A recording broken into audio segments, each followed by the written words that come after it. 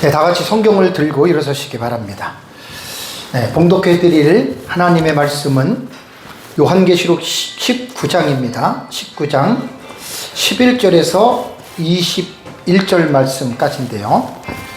11절만 제가 여러분들께 봉독해 드리겠습니다. 이것은 하나님의 말씀입니다. 또 내가 하늘이 열린 것을 보니 보라 백마와 그것을 탄 자가 있으니 그 이름은 충신과 진실이라.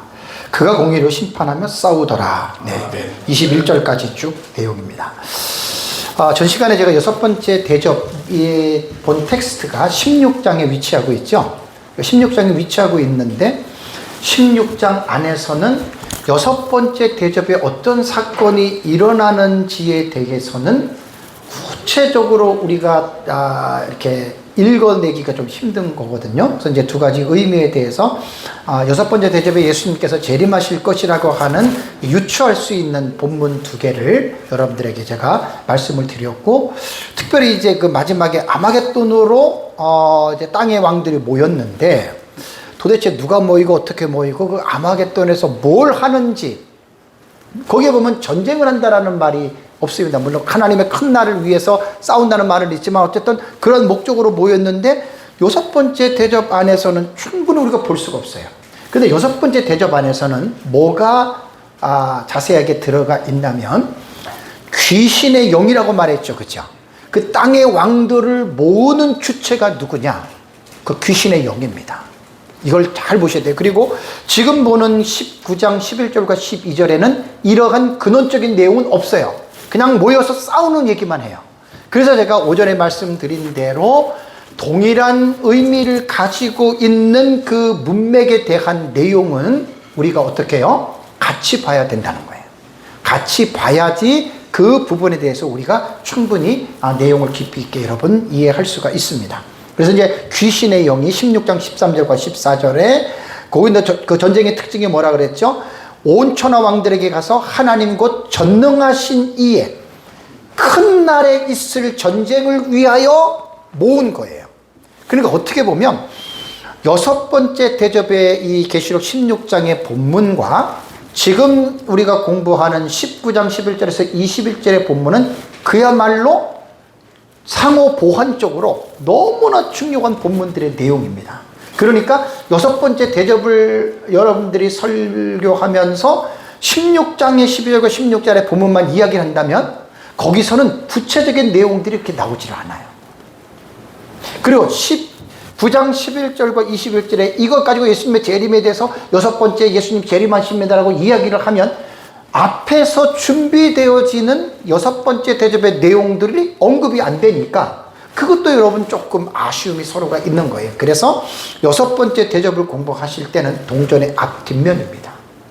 이 두 개를 같이 공부하셔야 돼요.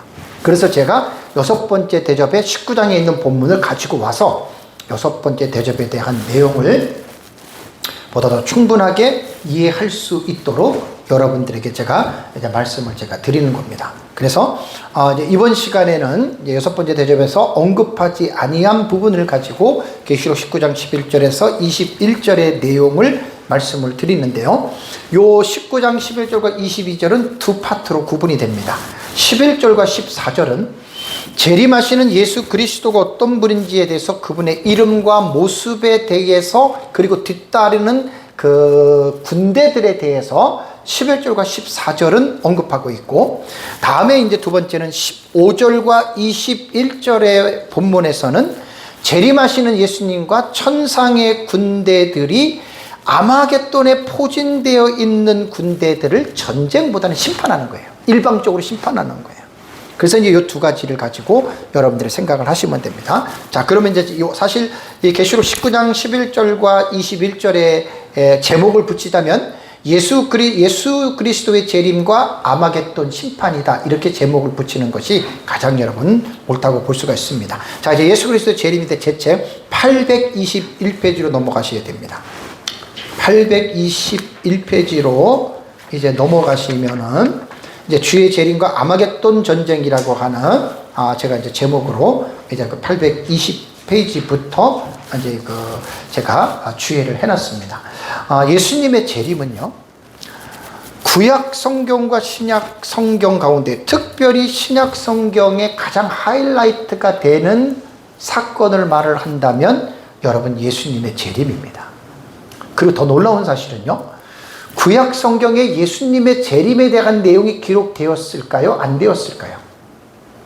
구약 성경에 많이 되어져 있습니다. 놀랍죠? 그러면 여러분, 예수님의 초림에 대한 내용이 많이 나오겠습니까? 재림에 대한 내용이 성경에 많이 나오겠습니까? 갑자기 내가 헷갈리네. 아마 재림일 겁니다. 구약 성경보다. 스가랴서 14장 같은 경우는 예루살렘 거기 그 감난산 동쪽으로 오신다고 얘기를 했잖아요. 발이 정말 여러분 많이 나옵니다. 그러니까 이제 이게 뭐냐면, 제가 그동안 이제 종말론을 가르치면서 하나님의 나라라고 하는 사상과 연결을 그렇게 시키지 않고, 그냥 물론 하나님의 나라에 맞기는 한데 하나의 사건을 제가 하나님의 나라라고 하는 이 딱 언급을 하고 말하진 않았죠. 여러분들이 이제 이렇게 하셔야 됩니다. 예수님의 재림은 하나님의 나라를 완성시키기 위해서 오시는 하나님의 행위입니다. 그러니까 모든 것들을 이제는 다 하나님의 나라라고 하는 이 주제를 가지고 여러분들이 창세기부터 훑어나가셔야 돼요. 이건 여러분 제 설교를 계속해서 꾸준히 들으셔야 됩니다. 하나님의 나라는 1, 2년 만에 해결되는 문제가 아니고요. 제가 성경 전체를 지금 관통하고 있는 내용이기 때문에 다른 분들은 몰라도 우리 에스라이나 우리 목사님들은 이거 간단한 게 아닙니다. 성경의 핵심이고 성경의 중심 주제입니다. 이번 주까지 4시간 했는데 원고는 내가 이번 주까지만 올리고 다음 주부터는 안 올려요. 왜 안 올리는 줄 아세요? 목사님들 중에 어떤 분들은 설교는 안 듣고 원고만 보거든요. 근데 여러분, 원고만 봐서는 제 설교의 30%도 여러분들이 못 느껴요. 한 20%, 30%? 아니 20%도 못 느껴요. 근데 제 설교를 들어보시면 설교 현장 속에서 전한 그 임팩트가 있어요. 그 성령의 그 감동이 있다고요. 그래서 제가 원고는 될 수 있는 대로 이제는 안 올립니다. 일단은 듣고 목사님들이 들으시면서 썸머리를 해두시면 정말로 좋아요. 썸머리를. 그리고 목사님들이 딱 마음에 와닿는 부분을 정리를 썸머리라도 해놓잖아요. 그렇게 목사님들께 돼요. 그리고 거기서 목사님들이 연구를 하세요. 그럼 저보다도 더 풍성하게 할 수 있다니까요. 이 하나님의 나라는 결코 간단한 주제가 아닙니다. 성경의 대전제고 대주제입니다. 그러니까 이것도 아는 사람들 자기의 지식의 선에서 이것도 받아들이지, 모르시는 분들은 이렇게 생각합니다. 그래서 여러분들이 잘 하셔서 이 예수님의, 그리고 예수님 재림하고 심판하시고 천년왕국 끝나고 이제 마지막 크고 힘보자 심판 끝나고 처음 하는 거 처음부터 없어지잖아요. 하나님의 나라가 그때 완성이 되는 거예요. 그러니까 태초에 하나님이 천지를 창조하신 나라, 알파의 개념이 천지 창조고 오메가의 개념이 계시록 20장에서 오메가가 되는 거예요. 그리고 다시 말씀드리면 알파와 오메가는 하나님에게 쓰는 게 아닙니다. 왜? 하나님은 시작과 처음이 있어요, 없어요? 없지요. 영원 전부터 해요. 언제까지? 영원까지. 그래서 나는 알파와 오메가요, 에고 에이미. 나는 알파와 오메가요라고 하는 말은 이 세상을 창조하시는 그 시작이고, 이 세상에 처음 하는 것, 처음 땅이 없어지는 마지막, 그것을 주관하시는 분이 누구냐? 예수님이. 에고 에이미, 나다. 나는 그다. 그렇게 말하는 거예요. 그래서 이제 예수님의 재림은 신약 성경의 하이라이트고요. 구약 성경에서도 재림에 대한 언급이 엄청나게 많이 나옵니다. 신약 성경과 비해서. 그래서 여러분들이 우리가 재림에 대한 부분은 여러분들 잘 연구를 하셔서 성도들에게 가르쳐야 됩니다. 예수님 재림하셔. 이렇게 그만 가르치면 안 돼요. 재림하기 이전의 사회적인 상황들, 그 다음에 요한계시록에서 말한 내용들, 다니엘서에 언급한 내용들. 여러분 이게 종말론이잖아요. 그럼 이제 그 예수님이 어떻게 재림하냐? 6번째 대접에서는 어떻게 재림하는지 없잖아요. 그래서 이제 19장이 이게 가장 예수님의 재림을 리얼하게 묘사해낸 내용이 바로 계시록 19장이기 때문에 본문의 말씀을 잘 여러분들이 이해하셔야 됩니다. 자, 백마탄 자가 누구냐? 그 11절과 13절을 보면 뭐 하늘에 열린 것이 있으니 백마탄자가 있고 뭐 그 눈은 불꽃 같고 머리에는 면류관을 쓰고 그다음에 피 뿌리는 옷을 입고 그다음에 이름은 충신과 진실이고 쭉 나오잖아요. 11절부터 14절까지요. 여러분 이것은 13절까지 결론적으로 백마탄자는 인간이 될 수 없습니다. 네, 절대 인간이 될 수 없습니다. 이것은 전능하신 예수 그리스도, 그분 하나님이시라는 말입니다.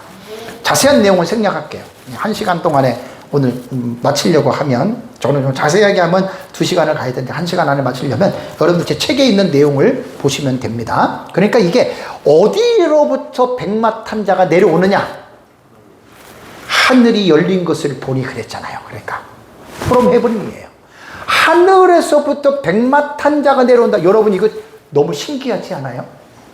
우리는 지금까지 성경을 보면 이 세상에서 일어나는 사건들과 사실들에 대해서 성경은 얘기를 했잖아요.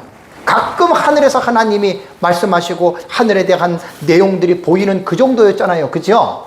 거의 성경은 이 세상에서 일어나는, 땅에서 일어나는 그 시츄에이션에서 그 사건들을 이야기를 했잖아요. 스토리가. 근데 딱 본문은 하늘이 열렸단 말이에요. 이 세상이 아니에요. 계시의 출처가 하늘에서부터 백마와 탄자가 어떻게 내려온다라는 말입니다. 진짜 신비한 일 아닙니까 이거? 자, 여기서 예수님이 확실하고 사람 될 수 없는데 눈이 불꽃 같다. 12절에 그 눈이 불꽃 같다 그랬죠. 그죠? 요 계시록에 2번 더 나옵니다. 2장 18절, 1장 14절. 이 불꽃 같다라고 하는 말은 예수님의 전지하심입니다. 전지라는 말은 뭐죠? 온전한 지식이에요. 과거와 현재와 미래를 모든 지식을 다 가지고 있으신 분이 예수 그리스도라는 말입니다. 인간은 얼마나 유한합니까? 나이 들면은 자꾸만 우리 깜박깜박하지요. 내가 했던 말도 지금 기억 안 나지요. 예수님은 그런 분이 아니에요. 본인뿐만이 아니라 이 세상뿐만이 아니라 모든 하나님의 나라부터 시작해서 모든 지식을 그분은 다 그래서 그분의 눈이 뭐 같다? 불꽃 같다. 여러분 좀 어때요? 예수님을 생각할 때 불꽃 같은 눈동자를 갖고 나를 보신다 그러면 여러분 솔직히 어떤 마음이 드세요? 두렵죠. 그래서 하나님을 두렵게 생각하면서 믿으시라는 얘기예요. 하나님 우습게들 생각하시면서 그렇게 하나님 믿지 마세요. 하나님 두려워하는 마음을 가지고 믿으세요. 왜? 불꽃 같은 눈으로 우리를 지금 보고 있잖아요. 시편 139편에는 안고 일어성동하시고 멀리서도 우리의 생각을 통촉하시고 우리의 입에 혀의 말을 알지 못하시는 것이 없다고 말씀했잖아요. 그래서 이 사실을 깨달았던 개혁주의자들은 코람데오라고 하는 유명한 말을 했습니다. 코람데오, 하나님 앞에서. 여러분들이 그리스도인들의 삶은 사람 앞에서 사는 게 아니에요. 하나님 앞에서 살아가는 게 하나님 앞에서. 불꽃 같은 눈동자로 나를 지금도 보고 계시는 그 하나님 앞에서 내가 존재한다는 말이에요.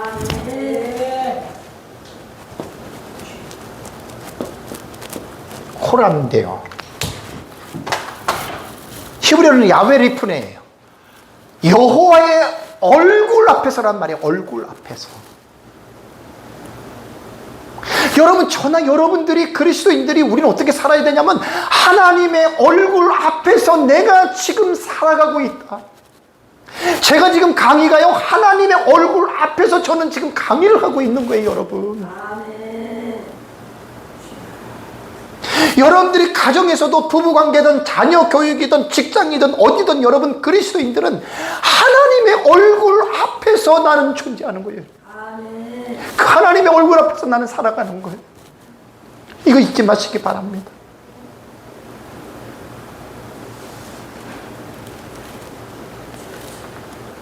이게 믿는 사람들의 마음에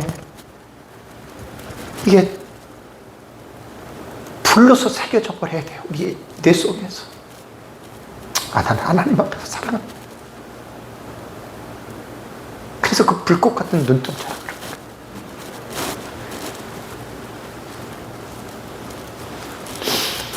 41년 동안 예수를 믿었습니다. 많이 부족하지만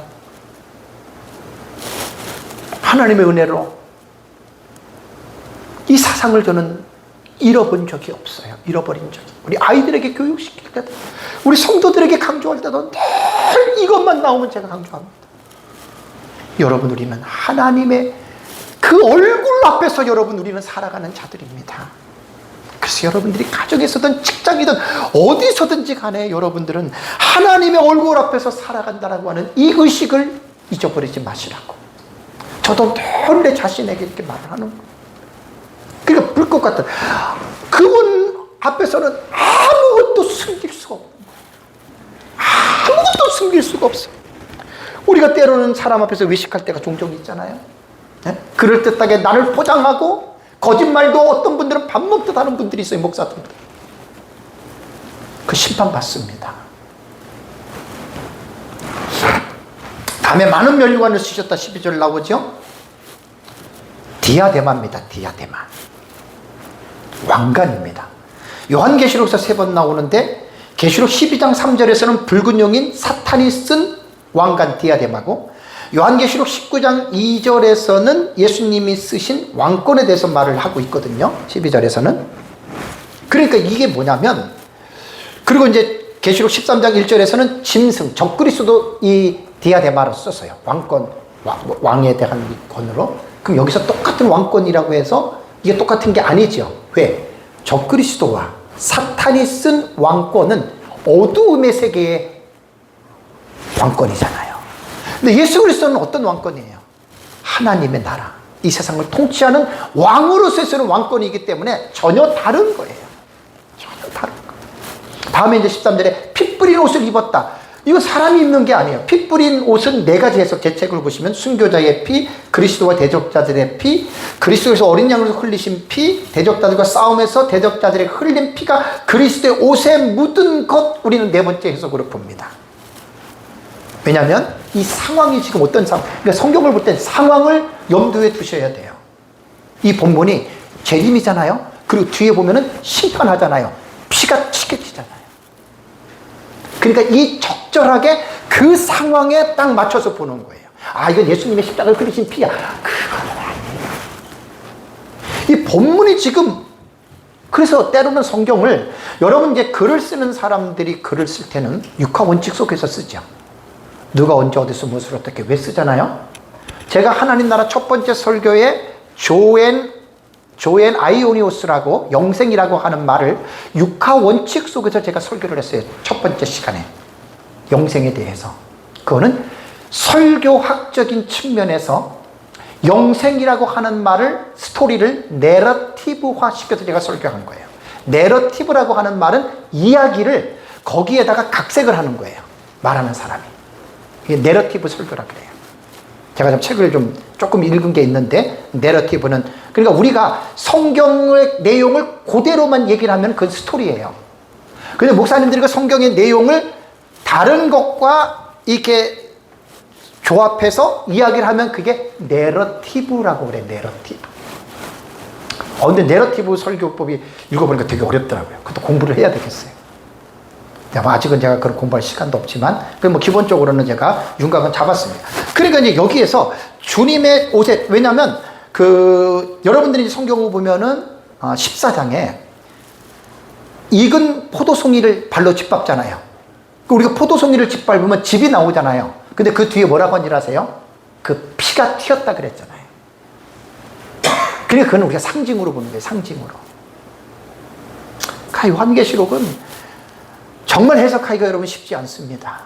그러니까 모든 지식들이 진짜 총동원돼요. 그 알량한 지식은요, 그냥 알량한 해석밖에 안 나와요. 자, 정말 요한계시록은 잘들 올바른 지식에 근거해서 해석을 해야지 여러분들 계시록을 올바르게 알고 위험한 대로 안 빠지지. 그냥 이런 올바른 지식 없이 무조건 그냥 흰말은 뭐고 붉은말은 뭐고 막 이렇게 하는 해석들은요, 거의 잘못된 길로 빠져요. 이단이나 사입이나 별 다를 바가 없어요. 정통을 하는 사람들. 잘 여러분들이 보셔야 됩니다.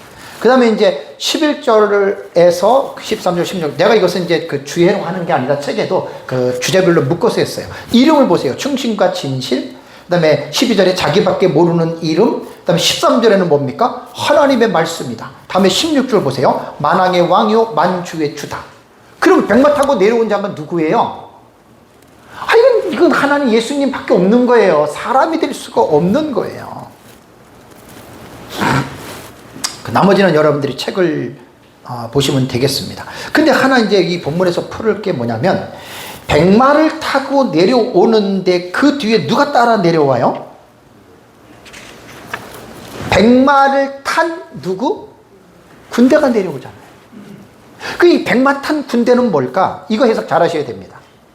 많은 계시록 연구가들이 천사로 봅니다. 천사. 아니에요. 이건 정말 어려운 해석이에요. 제 책에 나오죠? 첫째 부활자들입니다. 두 증인들을 보는 가장 옳아요. 왜? 두 증인들이 부활론에 대해서도 제가 한 5, 6년 전에, 한 6년 될 거예요. 여기서 이제 공부해서 그때 되게 많이 강의했어요.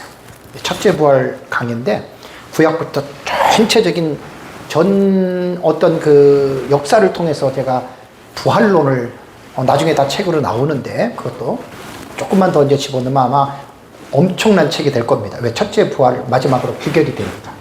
그때 여러분들이 보시면 알겠지만 두 증인들의 부활은 계시록 11장에 나오잖아요. 그 구절부터 쭉 보면은 두 증인들이 1260일 사역을 마치고 일시에 다 죽잖아요. 그리고 3일 반 만에 어떻게 해요? 다시 살아나잖아요. 하늘에서도 생기가 오잖아요. 여러분, 그게 일시적인 단순한 부활이 아닙니다. 해 아나스타시스 해 프로테. This is the resurrection, first resurrection이거든요. 이것은 첫째 부활입니다. 그 첫째 부활은 사람으로서 영생체로서의 부활하는 대상자들이에요.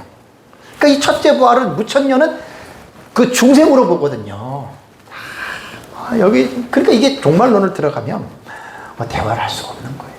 그렇다고 남의 해석을 무시해서도 안 되고요. 우리가 하는 해석법을 잘 보시면 제 책의 계시록 20장 4절과 5절과 6절의 주해를 잘 보십시오.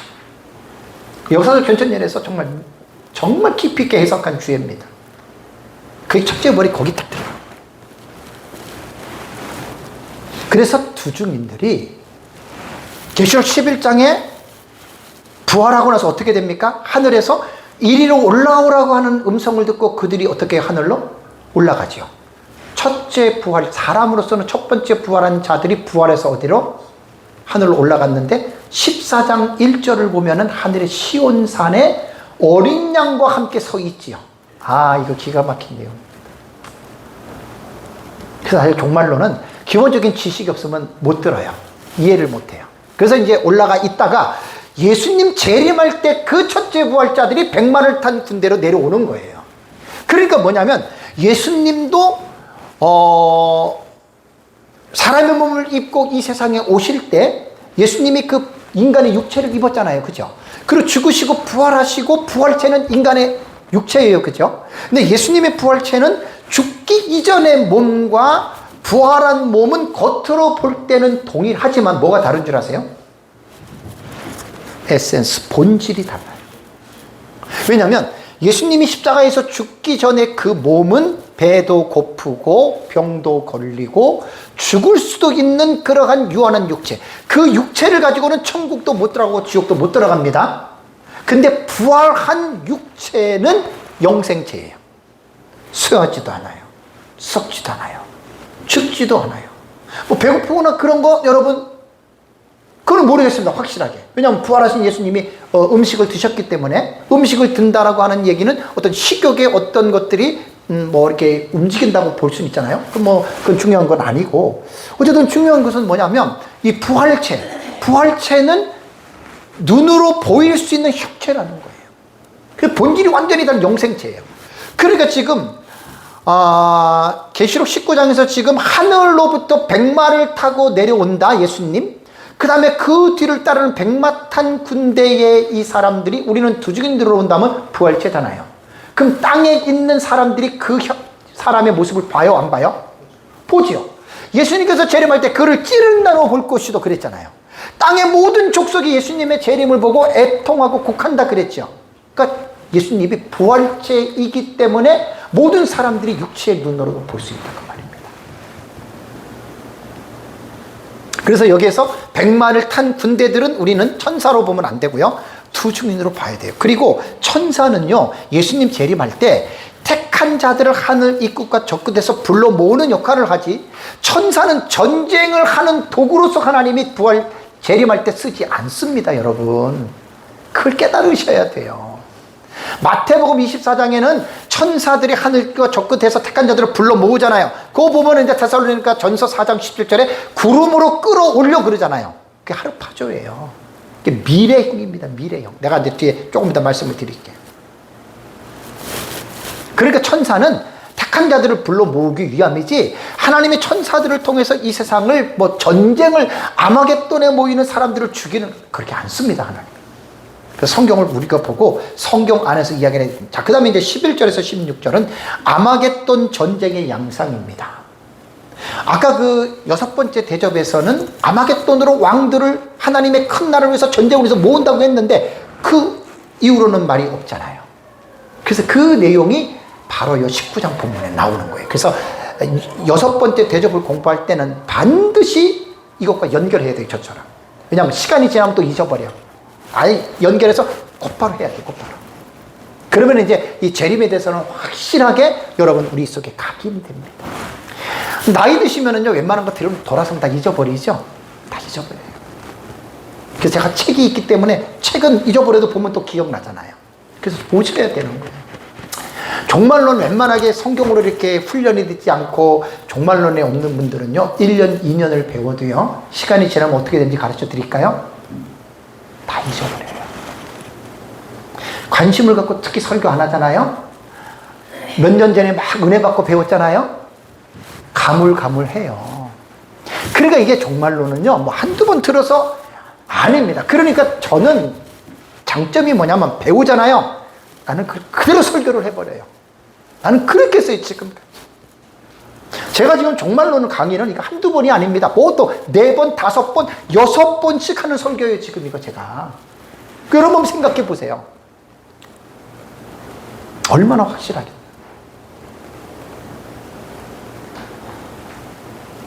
뭐 일주일에 한 번, 2주일에 한 번, 한 달에 한 번 들어가지고 여러분들 이거 그 다음 달에 오면 가까면 어떡해요.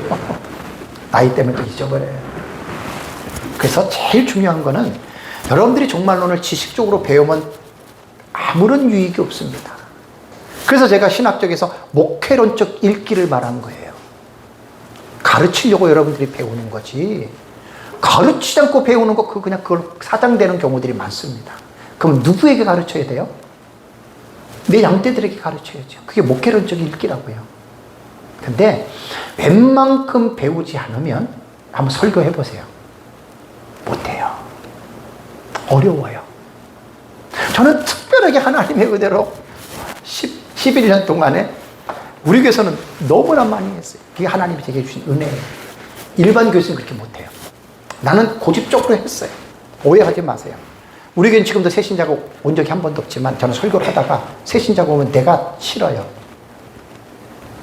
왜냐하면 설교를 성도들이 알아들을 말을 해야 되잖아요. 근데 종말론을 깊게 계속 들어가는데 처음 들어온 사람이 이해 못 하잖아요. 그래서 하나님이 아예 안 보내준 걸로 저는 알고 있어요. 그래서 몇 명 되시는 분들은 계속해서 들으니까 계속해서 이제 그 지식이 확장이 되는 거예요. 그러니까 제가 지금 이렇게 하는 거지. 배우고 내가 설교하지 않으면 여러분 금방 잊어버립니다. 금방 잊어버립니다. 종말론은요, 배우기도 힘들고 제대로 배워야 되고, 배우면 즉각적으로 설교를 하셔야 돼요. 여러분들이 설교를 해보시면 알아요. 얼마나 어려운지. 정말 어렵습니다. 그래서 설교는 그냥 허공을 치는 게 아니라 성도들에게 다 가르쳐 줘야 돼요. 제가 칠판에서 다 가르쳐 줘야 돼요. 현재 저희 교회는 26년, 27년, 뭐 권사님들은 지금 31년, 2년 되신 분들은 지금 이제 무릎 때문에 못 나오셔. 그분들은 이제 하도 많이 들었고, 근데 그 있는 분들은 지금 계속 제 설교를 들었기 때문에 막 목사님들 수준보다 훨씬 낫습니다. 다 알아듣습니다. 그 제 설교한 거, 강의한 거 제가 우리 권사님하고 지사님한테 보내주거든요. 그분들은 95% 이상을 다 이해해요. 우리가 전부 다 했던 거니까. 근데 그게 1, 2년이 아니라 10년을 걸렸습니다. 그래서 제가 정말로는 어렵다는 거예요. 제가 책대로 이 책이 제 설교 원고입니다. 이게 전 이렇게 설교를 한 거예요. 여러분 이렇게 하려고 하면 교수 해보세요. 못해요. 이거 못한다니까요. 한도 없고 끝도 없고요. 정말 이거는 좀 하나님의 은혜 주셔야 돼요. 저야 이제 목회자들을 가르치는 사역을 하다 보니까 하나님이 계속해서 훈련을 시켜가지고 이렇게 온 거지. 그래서 제 설교는 사실 성도들을 위한 설교가 아니에요. 전에부터 그랬어요. 목사님들을 위한 설교입니다, 사실. 성도들을 그렇게 설교, 우리 교회 성도들은 다 그걸 받아들이니까 나는 하는 거예요. 받아들이니까. 근데 그게 26년, 27년, 30년 걸린 거예요. 그러니까 목사님들이 목회는요, 사람들 갑자기 불러 모아가지고, 그게 아니에요. 말씀을 가르치는 거예요. 대그룹 공동체. 자, 그러면 이제 아마겟돈 전쟁의 양상을 보면은 11절을 보시면 그가 공의로 심판하며 싸우더라. 자, 공의, 이 디카이오시네입니다. 디카이오시네라고 하는 이 단어는 의로움, 의, 이것이 이제 공의로 번역이 되는데, 지난달에 여러분 기억나십니까? 저희 교회에서 6월달에 제가 강의를 했는데, 그 하나님의 심판하심이 의롭다라고 천사들과 제단에서 말하는 걸 들었죠. 그때는 디카이오시네가 아니라 디카이오스입니다. 거기서 제가 그 원어사전에서 깜짝 놀란 게, 디카이오스가 의롭다고 하는 말이 인간에게 적용이 될 때에는 하나님의 말씀을 순종하고 그럴 때 의롭다고 이야기를 하지만, 하나님이 주체가 되어서 디카이오스라고 하는 이 의롭다고 하는 사용이 될 때에는 철저하게 공의로 해석을 합니다. 공의. 그러니까 하나님의 심판은 불의한 게 아니에요. 이게 바로 공의입니다. 선과 악을 공평하게 제재하고 잘한 사람들에게는 상을 주고 못한 사람들에게 벌을 주는 이것이 공의입니다. 하나님은 절대로 치우치시는 분이 아닙니다. 그래서 공의로 지금 아마겟돈을 심판하시면서 싸운다라고 하는 거. 아까 우리가 계시록 16장에서 봤잖아요. 이 전쟁을 일으키는 지상의 군대들을 누가 지금 그 아마겟돈으로 군사들을 모으고 있습니까? 그 사람들을 모으는 그 하늘의 군대와 싸우려고 하는 이 모임을 지금 추구하는 세력이 누굽니까? 그게 귀신들의 영이잖아요. 하나님 당연히 공의로우신 분이 그 귀신들의 영에 의해서 지배받는 사람을 그 하나님이 심판하시는 게 여러분 당연한 것 아닙니까? 당연하시죠. 참 안타까운 게 존 스토트 같은 영국의 복음주의학자 위대한 학자도 지옥을 부정합니다. 부정하는 이유가 뭔지 아십니까? 어떻게 사랑의 하나님이 불신자들에게 예수 안 믿었다고 그것도 지옥도 영원하잖아요. 참 아이러니합니다. 존 스토트가 한 말입니다. 그건 죽을 때까지 그 유명한 복음주의 신학자였지만 영국에 지옥을 부정했습니다. 여호와의 증인 지옥 안 믿습니다. 왜 안 믿는 줄 아세요? 그 사람들이 하는 말이 있습니다.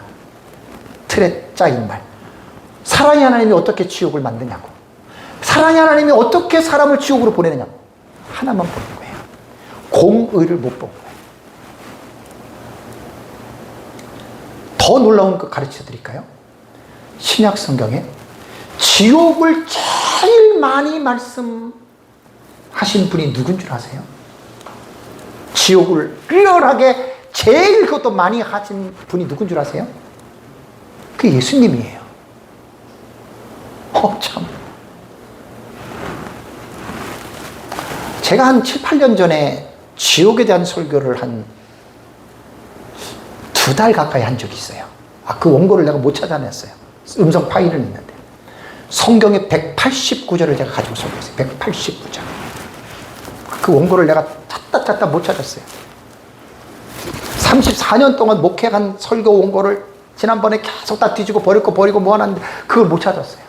천상 음성 파일로 내가 들어가서 제가 설교한 것은 한 19년 정도 설교 강의한 것은 전부 다 음성 파일 녹음이 다 돼 있거든요. 찾아내가지고 한번 이제 나중에 mp3를 음성으로 이렇게 변환하는 프로그램들이 있을 거예요. 그때 되면 내가 다 찾아냈어요. 그때 189절 여러분 신약 성경에 지옥에 대한 흑암의 나라 이거 다 지옥이잖아요. 어둠의 나라 다 지옥이잖아요. 이렇게 표현한 것이 189절이 넘어요. 넘는다고요, 성경. 예수님이 가장 지옥을 리얼하게 설명했고 제일 많이 말씀하신 분이 예수님입니다. 목사님, 현대교회 목사님들이 지옥에 대한 설교를 하십니까? 참, 기가 막힌 설교하셔야 됩니다. 예수님처럼 지옥의 설교를 해야 됩니다. 너희가 배나 지옥에 사실 것보다 배나 더 예수님처럼 이렇게 설교를 해야 됩니다. 목사들이. 근데 지옥에 대한 설교들을 거의 안 합니다. 천국도 거의 안 합니다. 천국도 토픽만 얘기를 하지 컨텐츠에 들어가면 전무합니다, 여러분. 이게 너무 심각합니다. 그래서 이번 주 오후 예배의 모든 신학은 하나님의 나라를 드러내는 신학이 되어야 된다, 이렇게 설교를 한 거예요. 구속사, 언약신학, 청교도 대부분 공부들 이렇게 많이 빠졌어요. 좋아요. 그 공부가 뭘 드러내야 되는 줄 아세요? 하나님의 나라를 드러내야지 그 공부 제대로 한 거예요. 목사님 제 말 맞아요? 하나님의 나라를 드러내지 않고 사상사나 이야기하고 모여가지고 나누기나 하고 그거 정말 가슴 아픈 일입니다. 얼마나 목사님들이 하나님의 나라에 대한 이 대주제를 가지고 모든 신학과 사상사를 연구한 분들이 얼마나 되겠어요? 저는 자랑이 아니라 계속 공부하는 사람이에요. 앞으로 제 설교를 계속 한번 청취해 보세요. 절대로 후회하지 않을 겁니다. 청교도가 뭘 말하는 거예요? 그냥 거룩하게 살았다고요? 거룩을 추구하다가 율법주의로 빠진 청교도 얼마나 많습니까? 구속사? 구속사가 뭐예요? 예수 믿고 구원받는 거? 여러분, 예수 믿고 구원받는 거 이렇게 말하면 안 돼요. 하나님의 나라의 설교 때문에 사상으로 그 공부한 사람들은 구원을 어떻게 얘기를 하냐면 잃어버린 하나님의 나라를 회복하는 게 그게 구원입니다. 근데 잃어버린 하나님의 나라를 회복한 것은 죽어서 가는 하나님의 나라가 아니라 already 이미 하나님의 나라가 임했잖아요. 그러니까 구원은 하나님의 나라를 현재에 내가 누리는 거예요. 하나님의 나라가 여기 있다 저기 있다 말하지 말고 하나님의 나라는 너희 안에. 그 바리새인의 그 말을 여러분 이렇게 제가 오늘 설교를 진행 못해요. 너무 많아서. 제 설교를 들은 분들은 알아요. 그래서 들으시라는 거예요, 제가. 바리새인은 예수님을 믿지 않는 사람들입니다. 그 예수님을 믿지 않는 사람들 안에 하나님의 나라가 임했을까요? 그 해석들 목사님들 거의 다 못합니다. 그래서 제 설교 첫째 시간에 들어보시면 하나님 나라의 두 가지 국면을 잘 들어보시면 주석을 제가 본 거예요. 주석을 위딘으로 해석하면 안 돼요. 어몽 가운데로 봐야 돼요. 그러면 바리새인 가운데 임한 게 아니라 예수 그리스도의 인격과 사역 가운데의 하나님의 나라는 그 가운데 임했다. 그렇게 본문을 풀어야 되는데 그렇게 못 보신다니까요. 공부 안 하시면. 그러니까 바리새인 믿지 않는 사람들 가운데 천국이 임했다. 그러면 뭐 불신자들에게도 천국이 임해요? 제가 몇 가지 주석을 봤어요. WBC 주석에 이제 누가복음에 그 해석자가 잘 해놨더라고요. 그래서 그것들을 보셔야 돼요. 그러니까 예수님의 인격과 공생의 사역 속에 내가 성령의 능력을 힘입어 귀신을 냈다면 하나님의 나라가 어떻게? 이미 어떻게? 임했다는 거예요. 이미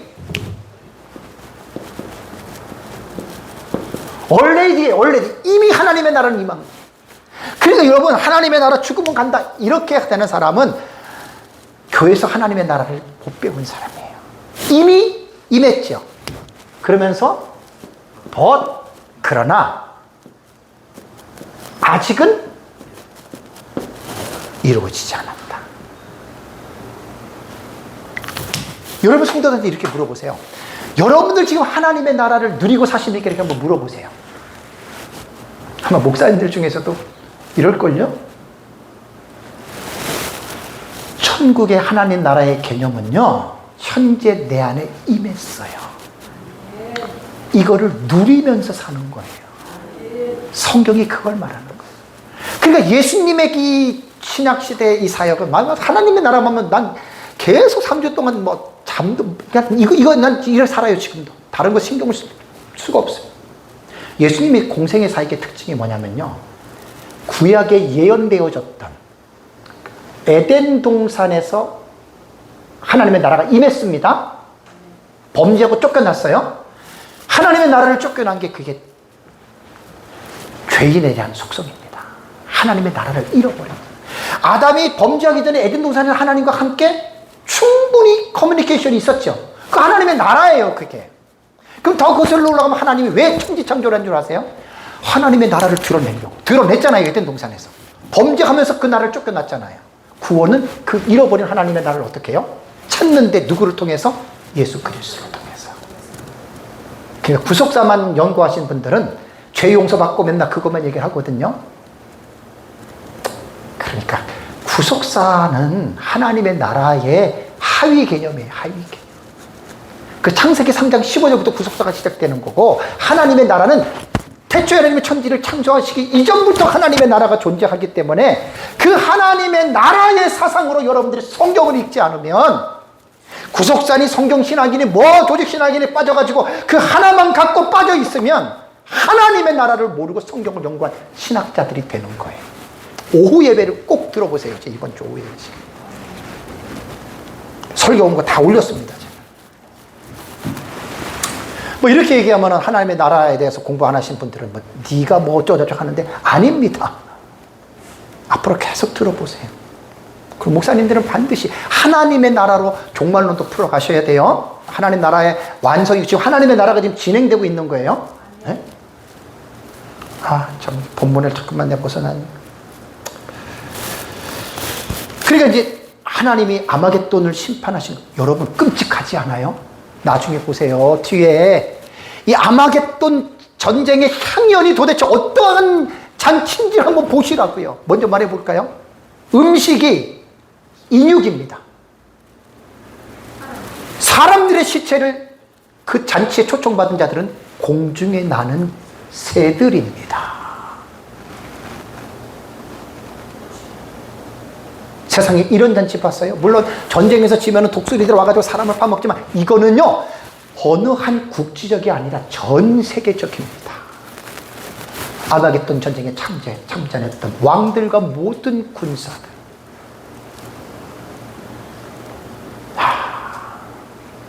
기가 막힌 거예요.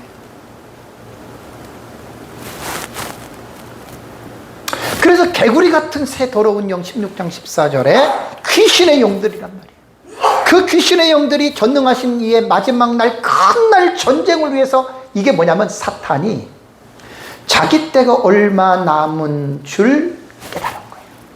최후의 발악이에요. 그것이 이제 한일회를 우리가 요한계시록 6장부터 보면 그게 보여야 돼요. 계시록 12장 12절 기억나시죠?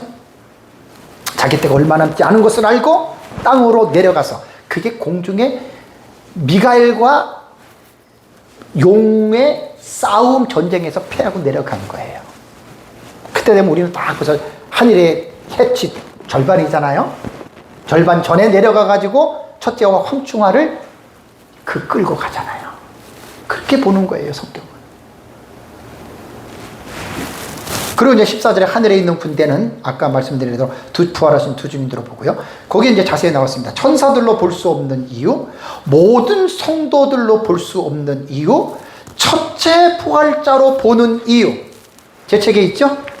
네, 그거 다 읽어보세요. 하나하나 다 볼 수 없어요. 천사들로 볼 수 없는 이유, 모든 성도로 볼 수 없는 이유, 첫째 부활자로 보는 이유. 그렇게 보시면 됩니다. 다음에 이제 829페이지가 되네요. 아마겟돈 전쟁의 모습입니다. 15절. 그의 입에서 나오는 예리한 검으로 싸우신다. 이 참 전쟁이 달라요. 왜? 이 유브라데 전쟁하고 아마겟돈 전쟁은 다르다 그랬죠. 양상이 다르잖아요. 유브라데 전쟁은 4대 열강이 싸우니까 뭐 미사일로 싸우던, 그 다음에 뭐 총으로 싸우던, 뭐로 싸우던 이런 걸로 싸우지만, 이 아마겟돈 전쟁은 하늘의 군대와 싸우기 때문에, 여러분 부활체를 미사일로 쏜다고 죽겠어요? 에? 핵폭탄으로 떨어뜨린다고 부활체가 죽겠냐고요? 아니잖아요. 15절 볼까요? 그의 입에서 뭐가 나오죠? 예리한 검이 나오니 그것으로 만국을 치겠고. 그가 누굽니까? 3인칭 단수 누굽니까? 이분이 바로 백마 타고 내려오시는 예수 그리스도이십니다. 이분이 만왕의 왕이시고 만주의 주가 되시는 분이십니다. 이분이 하나님의 나라의 왕이십니다. 이번 주 오전 예배 제 설교가 예수 그리스도는 하나님 나라의 왕이십니다. 이 설교를 합니다. 그냥 예수가 내 가난한 나 돈이나 벌어주고 잘 먹고 잘 살고 자식이나 잘 되고 부귀영화를 누리기 위해서 오신 그 예수가 아니란 말이에요, 여러분. 예수 그리스도는 하나님의 나라의 왕이십니다. 우리는 그 예수를 믿는 거예요, 여러분. 그럼 뭐 돈 몇 푼, 그럼 뭐 성공하고 뭐 병이나 고치고 부자가 되려고 예수 믿습니까? 그 잘못 믿는 겁니다. 그분이 하나님의 나라의 왕이십니다. 그분의 입에서 뭐가 나옵니까? 예리한 검으로 싸우신다. 그러니까 여러분 간단합니다. 하나님이 세상을 창조하실 때 무엇으로 창조했나요? 말씀으로. 예수님이 죽은 나사로를 살리실 때 뭘로 살리셨나요? 말씀으로. 공중의 새들을 만드실 때 하나님이 뭐로 말씀하셨나요? 말씀으로. 말씀이잖아요. 나 환자들을 고치실 때 뭐로 고치셨나요? 말씀으로. 소경들의 눈을 띄울 때 뭐로 고치셨나요? 말씀으로. 자, 다시 본론으로 들어오면 아마겟돈에 모여있는 그 무리들을 심판할 때 무엇으로 심판했나요? 말씀으로. 태초에 하나님이 천지를 창조하시고 말씀으로 천지 만물을 만드실 때 그 말씀하신 분이 예수 그리스도입니다. 그분이 말씀으로 그 한 모여있는 아마겟돈에 모여있는 군대들을 말씀으로 그들을 심판하시는 거예요. 놀랍지 않습니까? 놀랍죠? 그러니까 아마겟돈과 유브라데 전쟁은 전쟁의 양상이 전혀 다른 전쟁입니다. 착각하시면 안 됩니다. 유브라데라고 하는 그 단어가 있다고 해서 그 두 가지 사건은 결코 같지 않습니다. 참 너무 신기한 얘기죠. 데살로니가 후서 2장 8절에서도요, 예수님께서 불법한 자들을 그 입의 기운으로 죽이실 것이라고 말했습니다. 데살로니가 후서 2장 8절이에요. 이야, 이거 기가 막히지 않아요? 그러니 15절 보시면은 친히 그들을 뭐로 다스린다고요? 철장이에요. 철장은 스레데우스라고 하는 철로 된이라고 하는 말이고요. 장은 랍도스라고 하는 헬라어 단어는 막대기입니다. 그러니까 뭐지요? 철로 만든 막대기. 여러분, 우리가 막대기 갖고 싸운다고 생각해 보십시다. 자, 막대기 갖고 막 싸워요. 그런데 어느 한 사람이 강력한 철을 갖고 나왔어요. 일단은 싸움은 어떻게 해요? 막대기를 쳐서 막대기로 사람을 공격해야 되잖아요. 그 막대기끼리 부딪혀가지고 좀 강한 막대기가 약한 막대기를 부러뜨리면 그 부러뜨린 막대기를 가진 사람이 이기죠. 자, 한 사람이 쇠로 된 막대기를 가졌어. 나무로 된 막대기로 싸워요. 자, 부딪히면 어떻게 돼요? 다 부러져요. 그런 의미예요. 철장을 가졌다는 게. 근데 이 철장 권세가 사이비 이단 종말론자들에게 이 철장 권세가 어떻게 곡해가 됐냐면, 마치 이 철장 권세를 가지면 모든 것을 다 가지고 자기가 완전히 모든 천하를 지배하는 것처럼 이렇게 와전이 된 거예요. 그래가지고 수르바벨 선교회라고 옛날에 한 8, 9년 전에, 이러면 안 되겠습니다, 지방에서 올라온 어느 집사님 한 분 있어요. 그분 이제 제 강의 좀 듣다가 나중에 안 와서 들어봤더니 철장 권세를 받으려고 지금 기도하고 있어요.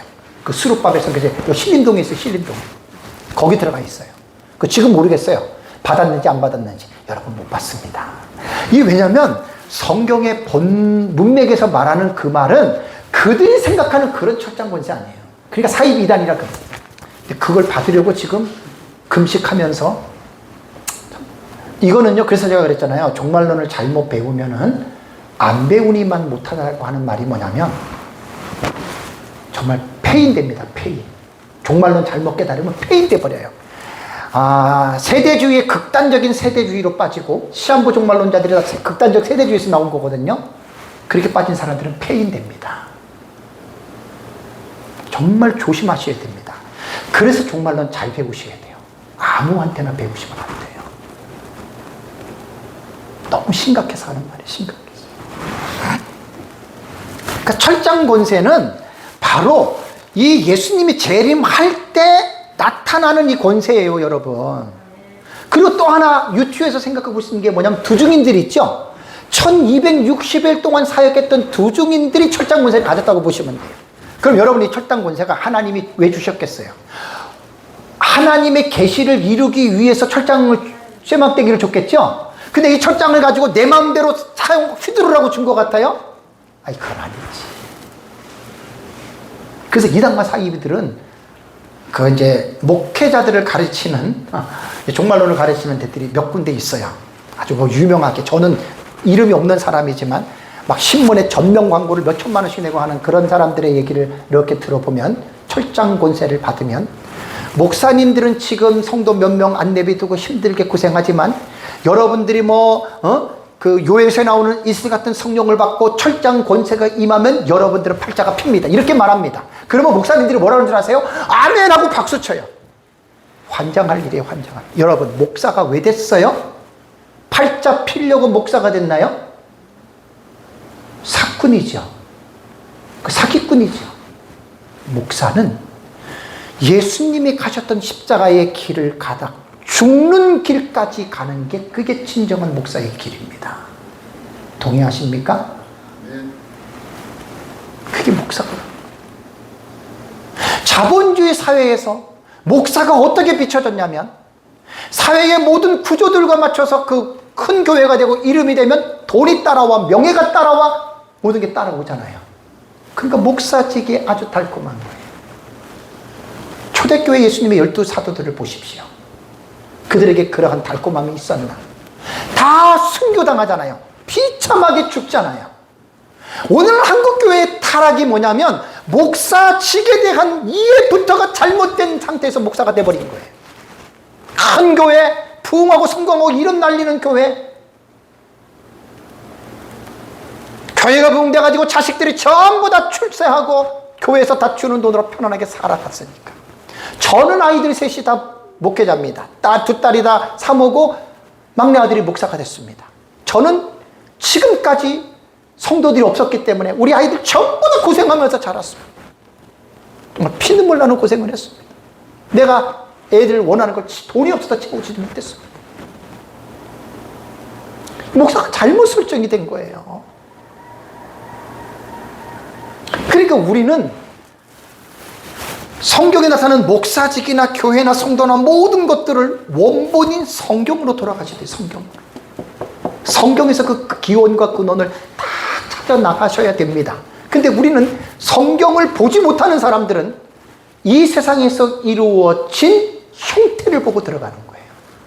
잘못된 거예요. 잘못 형성된 그 틀 안에 들어가 버리면 내가 잘못된 것을 배우고 나온 거잖아요. 목사는 그런 사람이 아니에요. 이름 내고 명예, 자랑.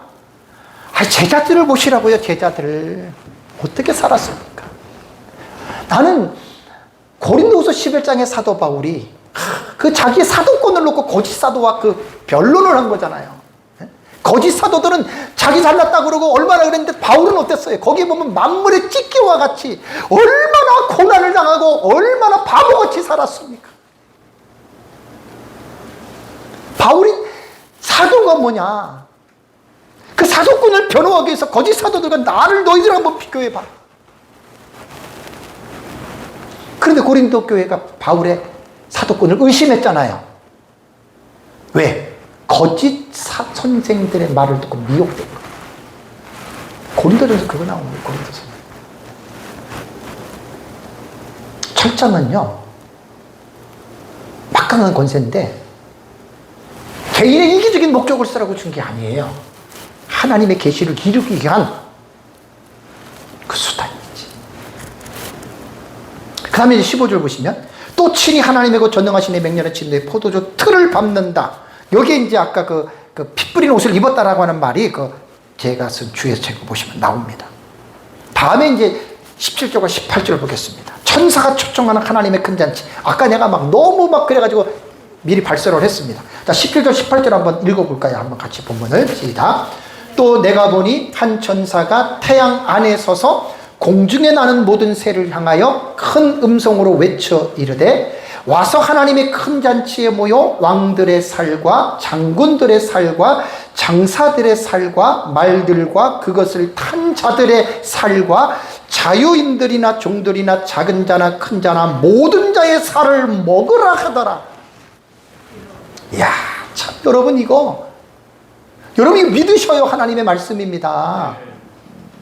제가 아까 말씀드렸잖아요. 그리스도인들이 성경에 대해서 어떤 자세를 가져야 되느냐. 자유주의나 신정통주의자들은 하나님의 말씀을 안 믿기 때문에 피하는데 우리는 안 그렇습니다. 오류가 없는 하나님의 말씀으로 받으셔야 됩니다. 한 번 말씀을 믿음으로 여러분 한번 묵상해 보세요. 요한계시록 19장에는 두 종류의 잔치에 대해서 교훈하고 있죠. 1절에서 10절의 내용이 뭐냐면 어린 양의 혼인 잔치입니다. 그 다음에 이제 11절부터 지금 공부하는 하나님의 최후 심판인 아마겟돈의 잔치입니다. 이 두 잔치는 정반대의 향연입니다. 완전히 정반대입니다.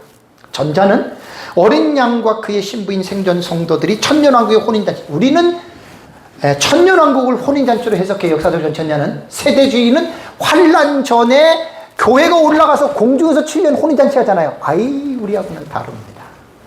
우린 그게 천년왕국의 혼인잔치입니다. 그러나 후자는 뭐죠?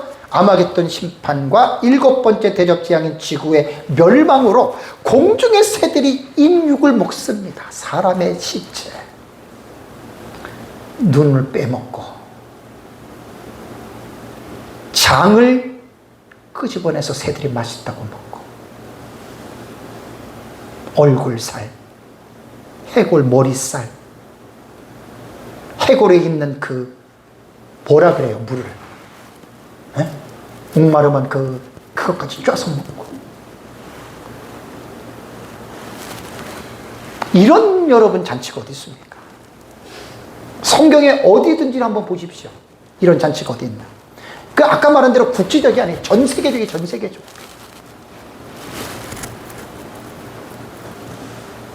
창현의 주인공들은 공중에 나는 새들입니다. 여러분 이거 한번 생각해 보세요. 이 부분은 하늘해가 시작이 되면서 기근이 시작됐죠.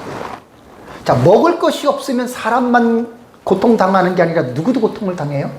짐승들과 새들도 굶어 죽습니다. 하늘의 기간 동안에 그렇게 가는 거예요. 근데 살아있는 새들이 얼마나 배가 고팠겠어요. 마지막 불심판에 죽기 전에 마음껏, 그죠? 뭘 먹어요? 사람의 고기를. 이게 이 내용이에요. 끔찍하죠. 아까 그랬잖아요. 이 싸움은 어떻게 싸우는 거예요? 그리스도께서 무엇으로 싸워요? 디카이오신의 공의로 싸운 거예요. 공의로.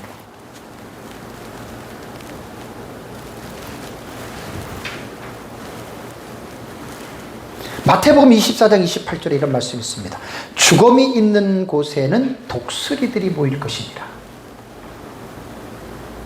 시체가 있는 곳에 독수리가 모이냐.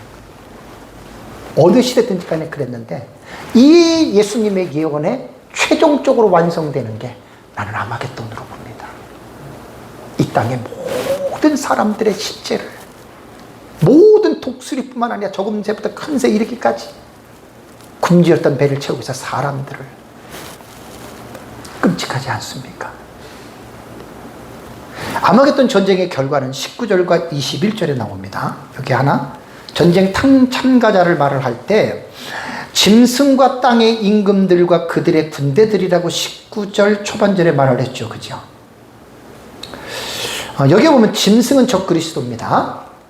땅의 임금들은 열불로 1차적으로는 봐야 되고, 그 다음에 온천하의 왕들로 확산해서 땅의 왕들을 해석을 해야 됩니다. 그리고 이제 모든 그들의 군대다. 이거 참, 아마 계시록이나 성경이나 아니면 마지막 때의 미래 사회를 짐작하지 못하는 사람들은 이거 이해하기 좀 힘듭니다. 제 강의를 충실하게 들었던 분들은 이거 금방 이해가 됩니다. 그 다음에 이제 예수 그리스도 하늘의 군대가 19장 기절이죠. 그 말탄 자와 그의 군대와 더불어 전쟁을 일으키다가 그랬잖아요. 그러니까 땅에 있는 이 세상의 모든 군대들이 말탄 자는 예수 그리스도고 그들의 군대는 부활한 두 증인들이란 말이에요. 하늘의 군대들 영생체들과 싸우니 이거는 뭐 생각해 보십시오. 싸우나 마나지요. 일방적으로 여러분 이게 패하게 되는데 20절과 21절을 보면 누가 나오냐면 짐승이 잡히고 그 앞에서 표적을 행하던 거짓 선지자도 함께 잡혔으니 이는 짐승의 표를 받고 그의 우상에게 경배하던 자들을 표적으로 미혹하던 자라. 자, 짐승과 거짓 선지자 기억하세요.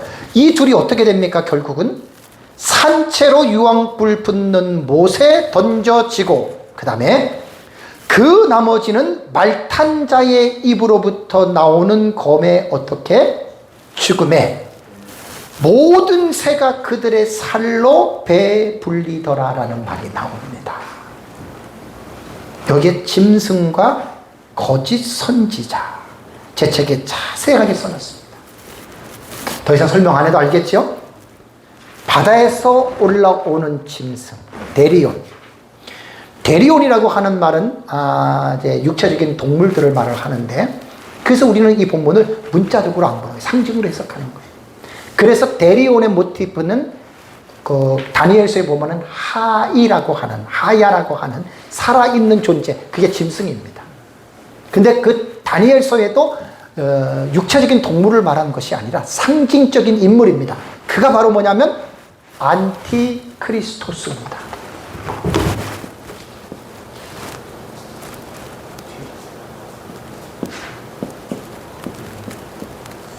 안티크리스토스. 안티라고 하는 말은 적대하다라고 하는 말이거든요. in the place of라고 하는 말과 against. 네.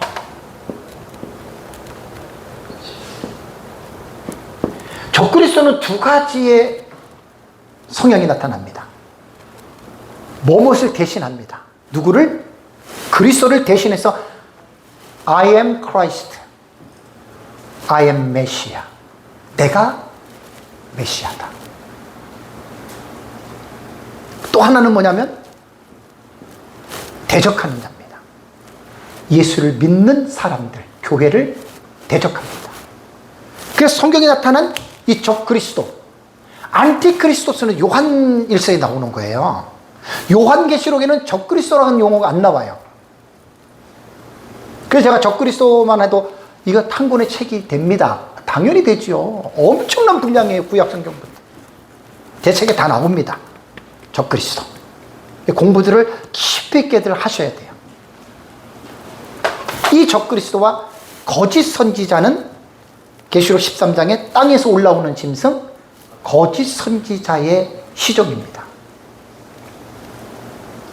그래서 그 이레네우스인가 제 책에 인용했잖아요. 초대교회 교부 이레네우스가 거짓 선지자는 적그리스도의 시종이다. 2세기 교부가 그렇게 얘기를 합니다. 그 내용들이 있는 거. 근데 이제 여기서 산채로 지옥으로 갔다 그랬죠. 그죠? 그럼 여러분 이거 어떻게 해석해야 됩니까? 산채로 유황불못에 떨어졌다. 어떻게 해석해야 돼요? 그래서 조직신학의 지식이 여기서 필요한 거예요. 자, 우리가 살아있죠? 내가 지금 죽었어요. 자, 안 믿는 사람이 예를 들어가지고 죽었어요. 자, 살아있는데 갑자기 죽었어요. 불에 타서 죽었어요. 그럼 그 사람 죽음 이유를 한번 설명해 보세요. 어떻게 됐어요? 죽음 이유는? 그러면 살아있는 몸, 죽기 이전에 그 몸으로 지옥 떨어졌나요? 안 믿었으니까? 아니죠.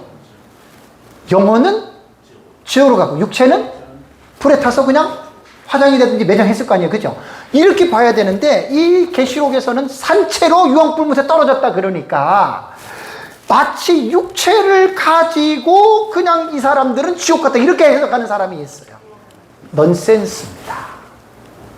이건 조직신학적인 지식이 부족하면 그래서 성경신학에 대한 그 단점이 제가 이번 주 오후 예배 들어오시면 몇 가지 얘기를 했거든요. 원고에 나왔어요. 성경신학이 탁월한 신학입니다. 너무나 탁월한 신학입니다.